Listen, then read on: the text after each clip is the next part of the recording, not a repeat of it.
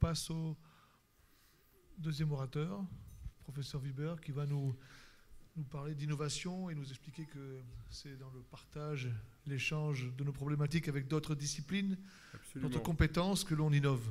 Merci. Vous avez la parole. Absolument. D'abord, merci beaucoup à Amine Badiamina pour cette invitation. C'est toujours beaucoup plus agréable de discuter et de parler avec des gens qui font un autre métier que le nôtre. Et c'est comme ça que je travaille depuis quelques années et qu'on a réussi à fabriquer ce que je vais essayer de vous montrer si ça veut bien marcher. Voilà. Donc, je suis chirurgien au centre hépatobiliaire à Paul-Brousse, premier centre de transplantation hépatique en France, et je ne fais que de la chirurgie des tumeurs primitives du foie. Je m'occupe des carcinomes hépatocellulaires, c'est-à-dire qu'en fait, on travaille un peu la main dans la main. Je m'occupe des malades qui ont finalement développé un cancer, même si vous avez réussi à traiter leur addiction à l'alcool ou d'autres substances. En fait, je me suis beaucoup impliqué depuis quelques années dans l'innovation numérique et la technologie dans le domaine des tumeurs du foie, et c'est ça que j'ai essayé de vous expliquer aujourd'hui. Donc, la chirurgie du foie et la transplantation hépatique est le principal traitement curatif des tumeurs primitives du foie, par exemple. Il y a à peu près 8000 nouveaux cas par an de carcinome hépatocellulaire et on opère à peu près 2000 malades par an et on transplante environ 200 malades par an pour un carcinome hépatocellulaire en France. Le problème, c'est que la transplantation hépatique est le meilleur traitement, mais que le nombre de greffons disponibles est limité, puisqu'il y a à peu près 1500 greffons par an en France et qu'il faut donc partager ces organes entre tout le monde. Et donc, on est obligé de faire de la chirurgie hépatique. Et le problème est d'être capable de garder les malades en vie en enlevant le maximum de foie. Et le travail consiste justement à aller toujours un peu plus loin dans ce petit foie restant pour pouvoir faire régénérer le foie sans utiliser des organes dans le domaine de la transplantation. Alors, le foie est un organe mystérieux, c'est un organe mystérieux un peu comme le cerveau. Et je veux dire que j'avais un père neurophysiologiste et que finalement le foie et le cerveau ont quelques similitudes.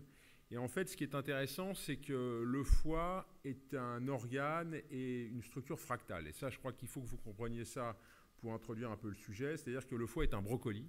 C'est quelque chose qui se redivise et se redivise et se redivise. Et finalement, mon métier consiste à aborder le problème en étant à l'extérieur du brocoli et en évitant de trop abîmer les branches sous-jacentes. Alors, qui sont les premiers qui ont décrit le brocoli ? Eh bien, en fait, c'est ça qui est intéressant. C'est un anatomiste qui s'appelait Claude Quinault qui, en 1957, pour le premier, s'était interrogé sur la manière dont était organisé le foie. Et il a décrit plusieurs segments au sein du foie. Vous voyez, il y a 8 segments hépatiques avec un pédicule gauche, un pédicule droit. Et tout ça s'organise de manière assez complexe et finalement assez simple dans la première description. Et c'est ça qui est intéressant. Finalement, ce monsieur a décrit un alphabet.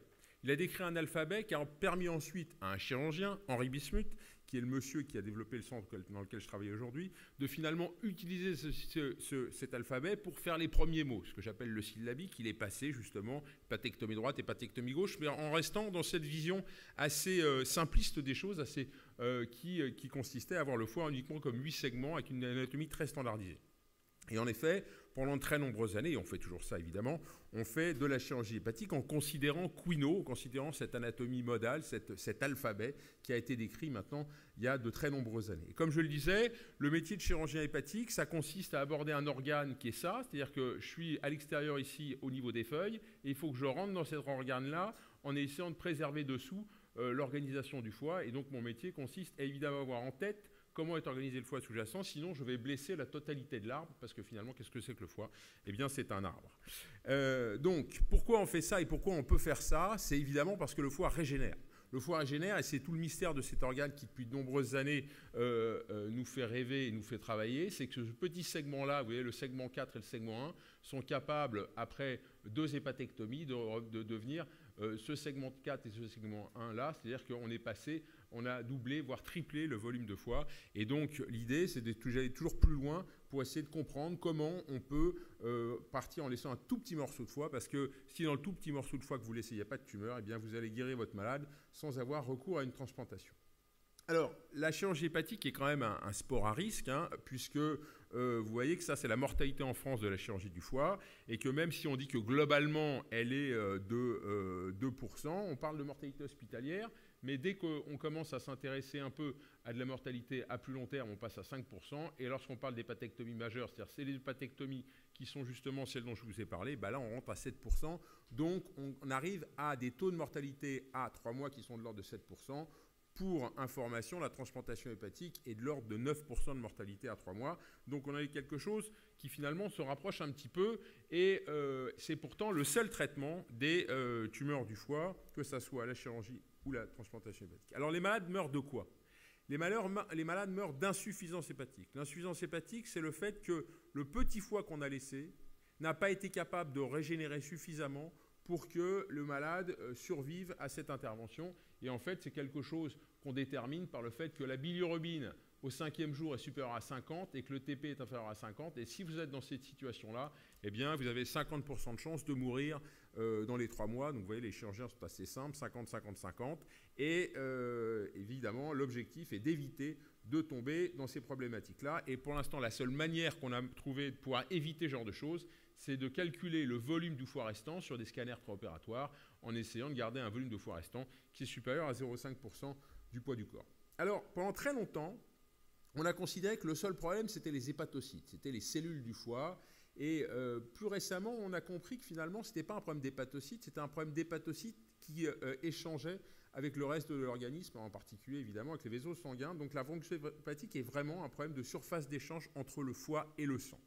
Et en fait, lorsque on fait une hépatectomie, et c'est la grande différence qu'il y a entre l'hépatite fulminante et l'hépatectomie majeure, eh bien, on désorganise le foie en ce qui concerne l'hépatectomie majeure. Vous voyez que ça, c'est une hépatite fulminante. Ça, c'est un malade qui a, par exemple, mangé du paracétamol au trop grande quantité. Et donc, vous voyez qu'il n'a plus une cellule sur le foie, mais globalement, l'arbre est encore organisé. C'est un désert cellulaire et l'objectif, c'est de transplanter ce malade ou d'espérer que des quelques feuilles qui restent, les choses repartent, mais souvent, on est obligé de transplanter les malades. Ça, c'est l'hépatectomie majeure. C'est-à-dire qu'en fait, on a un arbre qui est ici et on va en amputer toute une grande partie et on espère que cette partie-là va se mettre à régénérer de manière à pouvoir compenser la perte contralatérale. Ça entraîne une désorganisation qui est macroscopique et une désorganisation qui est microscopique. Alors la macroscopique, on peut faire quelque chose, parce qu'en fait la désorganisation macroscopique, c'est un problème de considérer une anatomie modale ou une anatomie personnalisée. En fait, je vous ai montré tout à l'heure le schéma de Quinault qui considérait ces 8 segments, et pendant très longtemps, on a considéré que le foie était uniquement ces 8 segments. On a très longtemps oublié ces veines hépatiques qui étaient là pour drainer justement l'organe qui persistait. Et en fait, quand je vous disais tout à l'heure que le foie était un brocoli, en fait le foie, ce n'est pas un brocoli, c'est 2 brocolis qui se regardent dans un plan décalé. Et l'objectif, c'est de préserver la vascularisation entrante du foie et de l'autre côté, la vascularisation sortante, pour ne pas avoir un organe qui se remplit de sang et qui ne peut pas se vider. C'est assez simple à comprendre. Et donc, si vous faites ça, eh bien, vous vous retrouvez à une situation qui est défavorable. C'est-à-dire que là, on a gardé un morceau de foie. Ça, c'est un donneur vivant et qui on a mis un hémifoie. Et vous voyez que toute cette partie-là du foie est congestive. Pourquoi ? Parce qu'on a oublié ici de préserver les veines qui permettent au sang de sortir du foie. Donc, on a un foie qui est congestif et un foie qui n'est pas fonctionnel. Donc, pour être capable d'aller de l'anatomie standard à l'anatomie personnalisée, voilà ce qu'on utilise. On utilise maintenant des images qui sont des images personnalisées du scanner 3D du malade, qui vont nous permettre justement de préparer une hépatectomie et de passer d'une anatomie standard, qui est l'anatomie de Quinault, où on a à quelque chose de beaucoup plus personnalisé. On va évidemment considérer non pas l'anatomie au sens large, mais l'anatomie personnalisée, et on va préparer des hépatectomies justement sur ce genre de logiciel où en fait on va venir comme ça analyser le type de pédicule qu'on va retirer et on va utiliser ce logiciel pour dire voilà, il faut retirer uniquement ce pédicule-là pour conserver tel ou tel vaisseau contralatéral. Donc de plus en plus on utilise comme ça des outils qui sont des outils entre l'informatique, les mathématiques et la chirurgie qui nous permettent d'avancer pour faire une chirurgie toujours de plus en plus précise. Et en fait, ça a montré très clairement son impact positif. Alors, ce qui est intéressant, c'est qu'en Europe, Et en France en particulier, ce n'est pas encore remboursé par la sécurité sociale, mais vous voyez que ça, c'est au Japon, et au Japon, c'est les meilleurs chirurgiens du monde. Ils ont une mortalité qui est de l'ordre de 1%, ils sont vraiment très très très forts, et c'est probablement parce qu'ils prennent beaucoup plus leur temps, et surtout parce qu'ils réfléchissent beaucoup mieux que nous avant la chirurgie du foie, avec justement de la chirurgie virtuelle comme ça, qui est faite après la chirurgie réelle. Donc vous voyez que ça augmente au cours du temps, ce type de stratégie, et l'intérêt, et ça c'est intéressant pour les addictologues, c'est que le carcinome hépatocellulaire, qui est la maladie que vous pouvez rencontrer chez vos patients, eh bien, est mieux traité lorsqu'on fait une chirurgie comme ça, qui est une chirurgie qui est planifiée sur ce type d'outils. Alors, alors là, il faut que je revienne un peu en arrière. Hop. Alors, la grande particularité du foie, si ça peut bien marcher. Donc, voilà, c'est retourné, alors c'est dommage, mais c'est que le foie est un organe qui se déforme. Alors, tout à l'heure, je vous ai parlé d'une chirurgie personnalisée avec une anatomie personnalisée, mais en fait, le problème, c'est que l'anatomie personnalisée que je vais l'avoir fabriquée sur un scanner, sur un malade qui est dans un tube de scanner avec le ventre fermé. Et évidemment, la problématique, c'est qu'aujourd'hui, on est dans la nécessité, et ça c'est quelque chose que je développe à Paul Brousse, dans la nécessité d'avoir des organes qui se déforment en temps réel. Et l'idée, c'est qu'aujourd'hui, on fabrique des outils qui sont des outils de modélisation anatomique qui vont nous permettre justement d'appréhender l'anatomie du patient à l'occasion de la chirurgie pour pouvoir considérer ces structures vasculaires personnalisées, pas uniquement sur un scanner, sur un malade qui a un ventre fermé, mais sur un foie qui va se déformer en fonction de l'endroit où on va appuyer dessus lors de la chirurgie. Et vous voyez que ça, c'est quelque chose où on arrive à synchroniser comme ça des images qui ont été faites préalablement, et vous voyez que le chirurgien va ensuite mobiliser cet organe qui là bouge avec la respiration, et le foie virtuel va suivre les mouvements du foie réel, et donc on va commencer à pouvoir anticiper et préparer des hépatectomies de manière beaucoup plus précise que ce qu'on le fait. C'est encore de la recherche, mais c'est quelque chose qui est en train de se développer. Et vous voyez qu'ici, en fait, le principe est d'utiliser du motion capture, ce qui s'utilise au cinéma, où on vient localiser des petites billes sur le foie et le modèle se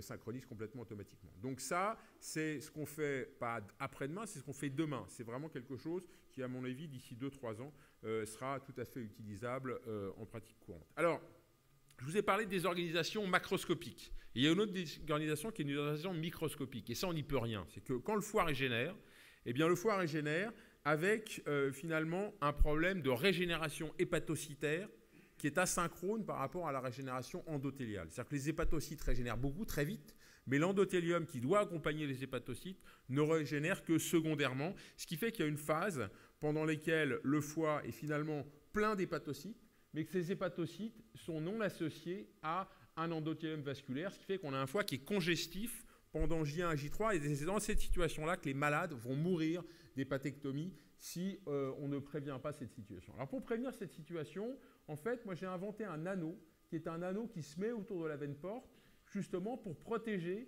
ce barotraumatisme hépatique qui est lié au fait qu'on a des hépatocytes en grande quantité, mais pas suffisamment de tuyaux pour les accompagner, ce qui fait que la pression monte.